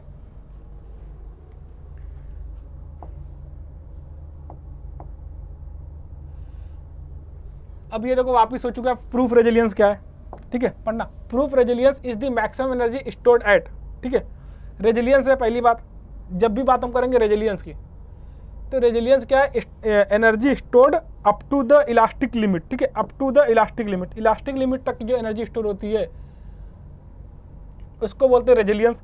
और रेजिलियंस की जो मैक्सिमम वैल्यू निकल के आती है, मतलब रेजिलियंस की जो मैक्सिमम वैल्यू निकल के आती है होती है प्रूफ रेजिलियंस, मतलब एट द इलास्टिक लिमिट पे, अगर हम at up total elastic limit तक का टोटल एरिया की बात करें, लेकिन कहाँ तक के, इलास्टिक लिमिट तक का, तो इस टोटल एरिया किसका, लोड वर्सेस डिफ्लेक्शन कर, क्योंकि हमने बोला कि जो प्रूफ रेजिलियंस है वो क्या है, वो है मैक्सिमम वैल्यू टफनेस की, ना कि मॉडुलस ऑफ टफनेस की। तो जो एरिया हम बताएंगे वो किसका बताएंगे, प्रूफ रेजिलियंस में एरिया होगा किसका, लोड वर्सेस डिफ्लेक्शन करो का, ना कि स्ट्रेस वर्सेस स्ट्रेन करो का। तो हम यहाँ से बता दे रहे हैं कि प्रूफ रेजिलियंस क्या होगा कि इज द मैक्सिमम एनर्जी, की कौन सी एनर्जी है, मैक्सिमम एनर्जी है। हम अगर रेजिलियंस की बात करें तो मैक्सिमम एनर्जी नहीं बोलेंगे, लेकिन अगर हम बात करेंगे तो ये मैक्सिमम एनर्जी होगी, ठीक है, मैक्सिमम एनर्जी स्टोर्ड एट, तो लिमिट ऑफ प्रोपोर्शनलिटी या इलास्टिक लिमिट या प्लास्टिक लिमिट या फिर कौन सा है ना बाप, तो ये क्या है, इलास्टिक लिमिट तक की, ये है इलास्टिक लिमिट तक की, ये इलास्टिक लिमिट तक की मैक्सिमम एनर्जी, ठीक है, स्टोर्ड इन दी मटेरियल, ठीक है, ये हो गया इलास्टिक लिमिट, ठीक है। अगर एक और बात बोले प्रूफ रेजिलियंस के बारे में, कि प्रूफ रेजिलियंस किसके बराबर हो जाएगा, प्रूफ रेजिलियंस अगर हम बोलें modulus of resilience into volume, क्योंकि हमने क्या बोला था, मॉडुलस ऑफ रेजिलियंस क्या, पर यूनिट वॉल्यूम, ठीक है, अगर modulus of resilience per unit volume है तो ये क्या हो जाएगा, प्रूफ रेजिलियंस क्या होगा, modulus of resilience into volume, ठीक है, ठीक है। तो ये तो गया प्रूफ रेजिलियंस। अगला क्वेश्चन देखना, ductility of which of the following is the maximum, किसकी डक्टिलिटी ज़्यादा है, ठीक है, किसकी डक्टिलिटी ज़्यादा है। तो अभी हमने जितना डिफरेंशियल पढ़ा है उसके हिसाब से हम ये चेक कर ले, किसकी पोस्ट इलास्टिक स्ट्रेन की वैल्यू ज़्यादा होगी उसकी डक्टिलिटी ज़्यादा होगी, जिसकी पोस्ट इलास्टिक स्ट्रेन की वैल्यू ज़्यादा निकल के आएगी उसकी डक्टिलिटी ज़्यादा होगी, ठीक है। दूसरी बात, ये तो पहली बात होगी, बट अभी यहाँ पे क्या है, यहाँ पे देखो स्टील कंपैरिजन किसके बीच में चल रहा है, ये देखो कंपैरिजन किसके बीच में चल रहा है, तो कंपैरिजन चल रहा है स्टील, आयरन, रट आयरन एंड पिग आयरन, ठीक है।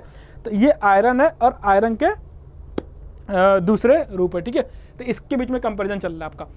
तो एक बात अगर हम बता दें कि अगर हम आयरन में कार्बन की इम्प्योरिटीज मिलाते हैं, कार्बन की इम्प्योरिटीज मिलाने का क्या मतलब हुआ कि अगर हम आयरन के मटेरियल में कार्बन मिला देते हैं, ठीक है, अगर हम आयरन के मटेरियल में कार्बन मिलाते हैं तो क्या होगा कि उस मटेरियल का ब्रिटलनेस बढ़ने लगता है। उस मटेरियल का ब्रिटलनेस बढ़ने का क्या मतलब है, उस मटेरियल की डक्टिलिटी कम होती है, ठीक है। तो कार्बन मिलाने से क्या क्या होता है, कार्बन मिलाने से मटेरियल का ब्रिटलनेस बढ़ेगा, ठीक है, मटेरियल की स्ट्रेंथ भी बढ़ती है, ठीक है, बट इसके साथ साथ मटेरियल की डक्टिलिटी कम होती है, ठीक है, मटेरियल की डक्टिलिटी क्या होती है, कम होती है। तो हम अगर अगले क्वेश्चन की बात करें तो देखना, इसका मतलब ये होगा जिसमें जितना ज़्यादा कार्बन कंटेंट, इसका मतलब ये होगा जिसमें जितना ज़्यादा कार्बन कंटेंट वो मटेरियल उतना ज़्यादा ब्रिटल, और जिसमें जितना कम कार्बन कंटेंट वो मटेरियल उतना ज़्यादा डक्टाइल, ठीक है। तो देखना यहाँ पे,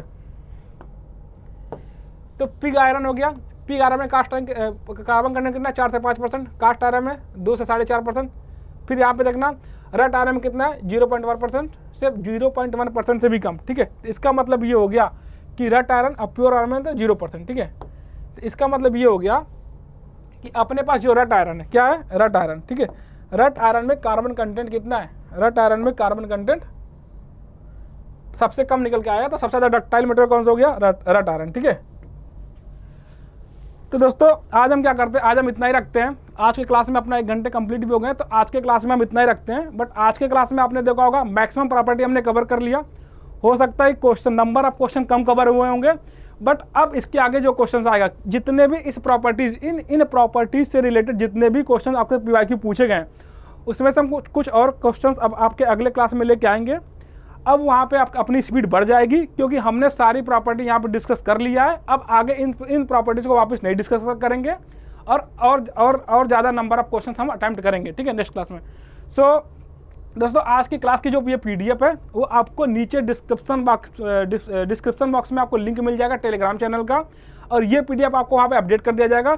सो अगर आपको ये पीडीएफ चाहिए, ठीक है, एज इट इज यहाँ पे जितना डिस्कशन हुआ ये सारे पीडीएफ आपको वहाँ पे नीचे लिंक में जो टेलीग्राम चैनल का लिंक है वहाँ से आपको मिल जाएगा, ठीक है। Okay, thank you everyone.